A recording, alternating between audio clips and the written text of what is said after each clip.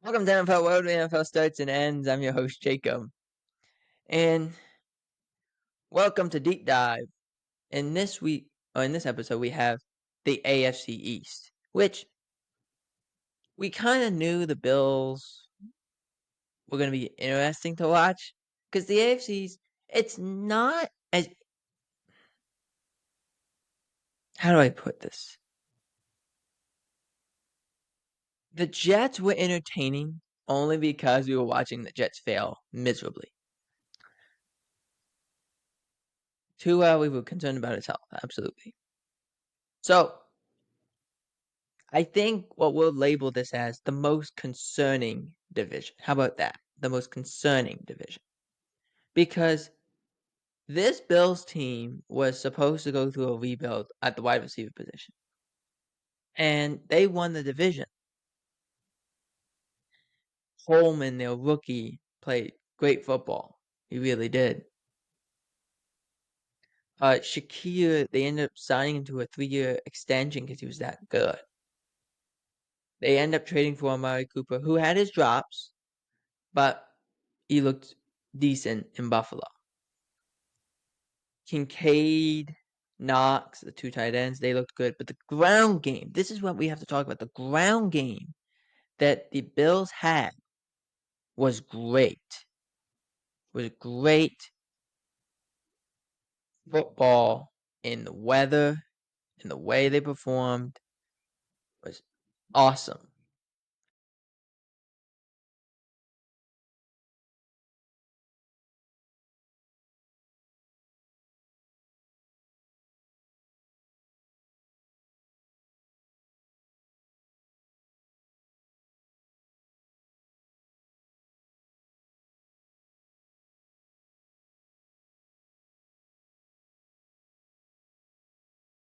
Okay, we're back. Welcome to NFL Road, where NFL starts and ends. I'm your host, Jacob, and welcome to Deep Dive. This episode, we're going to dive right on into the AFC East, which we're going to probably label the most concerning division in the NFL. This division is so bad, it's concerning because the Bills were going through this youth movement at the wide receiver position. They get rid of Stephon Diggs. They bring in a rookie Coleman who played very well, I thought. Shakir, they ended up giving him a 3-year extension because he was playing that well. They ended up trading for Amari Cooper mid-season, which I thought it was fine. He had a up and down year, to say the least. A lot of drop passes. But I thought it was pretty good. The run game, though, that was awesome. They went 2 tight ends with Kincaid and Knox, and they would just pound you into submission. They just played great defense as well. But offensively, they were good until the end of the year. The defense fell apart. The offense was playing in 35, 38 games all the time, and that's not a recipe for success. But at the beginning of the year, they looked good. The end of the year, no. That was definitely not as good. And they played the Chiefs. To begin the year, they actually won that game. Very tight game, but they won. In the game against the Chiefs in the AFC Championship, they played bad. Their defense was not good. Their offense couldn't move the ball. That went forward on every 4th down. Like, it's for what we said with the Ravens, you can say with the Bills. That's what you can say. It started out a little shaky a little bit at times, but it got together. It really was playing well together, and then it fell apart. Like, really fell apart. And in that championship game, the whole bottom just fell out. It was gone. Josh Allen wins the MVP. They end up playing pretty well. It was just very strange performance. That's all I can say. Josh Allen gets a new contract. There's a lot going on here, but I do think if you're the Bills, you have to look at wide receiver again. Just too many holes currently in that room if you want to continue your youth movement. Let's jump to the Miami Dolphins, who almost made the playoffs this year. The Dolphins is like the strange family member you have. Okay? It's the best way I can describe it. They come around and you want to talk to them. You don't see them very often, so you talk to them. But something always happens to them, whether it's an injury or something. So you always see them at like a hospital or in a cast or sling. And you wonder what happened now? What happened now? And that's what I can tell you about this team. The Dolphins were like that. Tua got hurt with a concussion, another concussion because he doesn't slide. We've said that here countless times. You need to slide, Tua. Slide. Slide, slide, slide. Just slide. Who cares? Just slide. To the point, like, he came back from that concussion and he slid and the whole crowd was clapping. They like, gave him a standing O to slide. That's how bad it gets. The next play he ran, he still dove head first, but improvements, I guess. I think this, and then, well, actually, I don't think this. I know this. The Mike McDaniel led offense is customized to Tua because no one else can do it. Nobody. Now, granted, they haven't had good options. Have to admit that. Still don't have good options. You just signed Zach Wilson. Like, that's not a good option. Go call up some guys. Go do the things that, like, I almost say it like this, that resemble quarterback ahead. This is the way I describe it. Your backup quarterback should be pretty similar or close to being similar to the starter in the athletic traits that they represent. Zach Wilson's not that to Tua. It just didn't make a lot of sense to me. But like the starting quarterback last year, if I remember correctly, Tua, Tim Boyle, Tyler Huntley. It's not a good group. Was not a good group, but they played.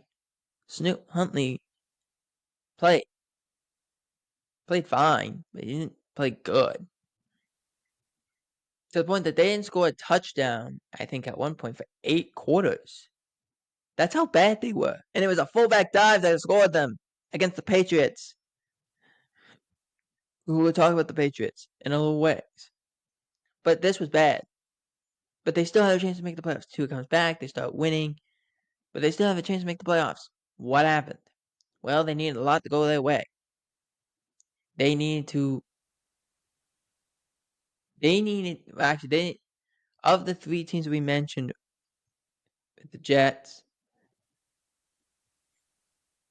the Dolphins, this was like a whole universe kind of thing. Because it was Jets, Dolphins, Bengals, Chiefs, Steelers, everyone was involved. But it was the teams that were concerned with Dolphins, Broncos, and Bengals. Okay? They were really the ones involved for that last position. Dolphins needed to win, they were in. But Broncos needed to win, they were in. If those 2 teams lost and the Bengals beat the Steelers, which they did, they would have been in the 7th seed. Didn't happen. Broncos beat the Chiefs because the Chiefs didn't play anybody. But that's the truth. That's how bad this got. That they were betting on a lot of tiebreakers for them to get in. Because they were not a good team. They were just not a good team, good enough organization to win. Again, you need to have Tua play, and he doesn't play every game. So you got to get someone who's close to his gifts to make that look good. Now, let's jump to the. I'm going to do the Patriots before I do the Jets, because the Jets is just more funny. The Patriots, look, and I've said it here, I've said it on the What to Play podcast with Lucas. I said it to him. I said, Lucas, do you think the reason Gerard Mayo got the job was because Belichick left and had in his contract that they would have a successor on the staff that they would have to promote to the head coach? And he's like, yeah, it's possible. And I'm like, so it's also possible that the two people that were up were Gerard Mayo and Bill O'Brien.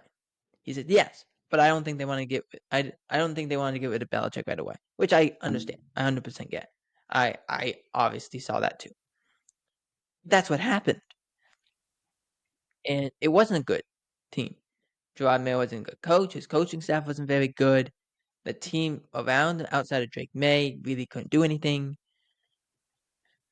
It was not a well used team because they couldn't get pressure. They couldn't like we said before. They could rush 7, 8 guys and couldn't get pressure.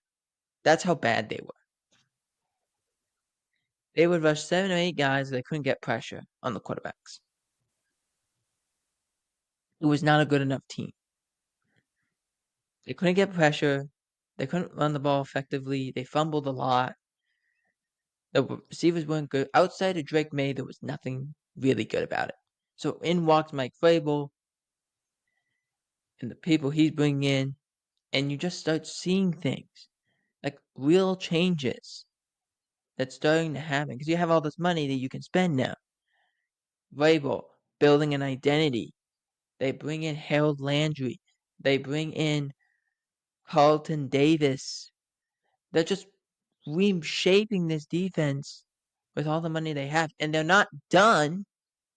They brought in Milton Williams. They're not done. But in terms of the big moves, I don't think they will do many more of those. But they brought in a lot of big guys. Robert Spillane is not as big of a big name guy, but he does a great job. He's a tackle machine. Bringing those guys, that's going to make your team a lot better very quickly. Offensively, need a lot of work. Need a lot of work. But they're on their way. Now, let's talk Jets. The reason I found this funny, it's more comical than funny. The Jets, I feel like Packers fans were just laughing at them. And everyone was laughing at them. Because it was bad. They start the year, Aaron Rodgers is healthy, we're going to go win the Super Bowl. And it completely falls apart. They lose their first game against San Francisco, which, okay, San Francisco's pretty good. They win their next two, and like, okay, they're 2-1. And then just falls apart. They played Pittsburgh, they got trounced by Pittsburgh, and it wasn't the same after that. It was obvious Aaron Rodgers was not 100%. He couldn't really move. It was obvious he was playing through a couple injuries because he couldn't set his feet properly. They played Denver, they got bashed because they couldn't score in the rain. They kept trying to throw the football in the rain, which still doesn't make sense to me. They fire Robert Saleh, even though it was the offense that was playing poorly, it was the defense that was playing great. They fired Robert Saleh. They bring in Jeff Ulbrich, who's also a defensive coordinator, to be the interim head coach, which makes no sense to me.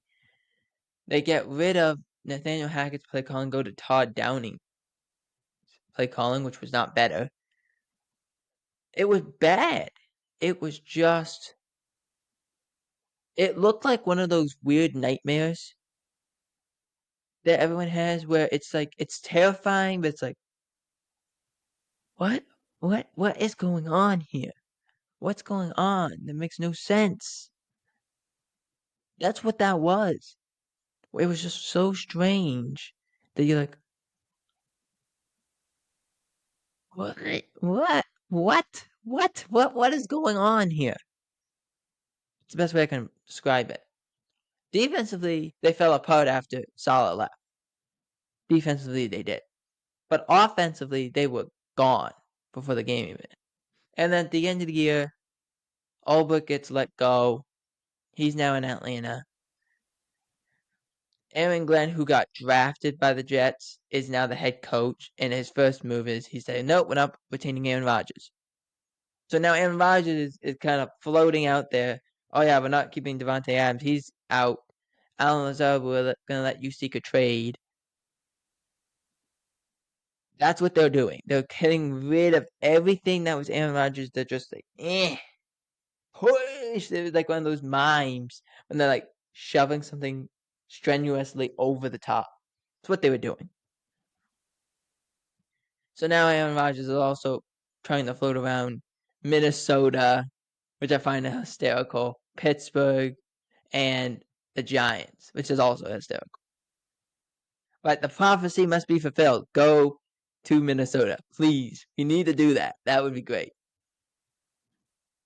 But yeah, they fell apart after Jeff Ulbrich became the head coach. Who do you blame? You blame everyone involved. You blame Robert Saleh for being the head coach. And if he did get fired, you would thought the end of the year, not when he was just trying to he was getting scapegoated for no reason. That should never have happened. Period. You blame Aaron Rodgers because he was not as good, and you have a lot of money that you're eating because you released him $29 million this year. And he's looking for a contract that's going to be $33 million in the upcoming year.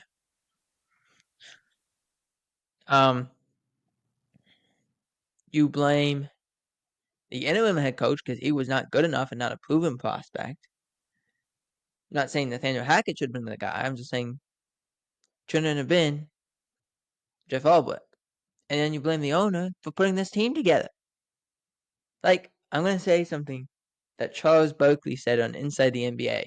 Talk about the Lakers when they had Russell Wilson and they had, not Russell Wilson, Russell Westbrook, LeBron, AD, all these guys. Dwight Howard, everyone. They were saying, the Lakers put this team of old-ass geezers together. And they thought it was going to be good.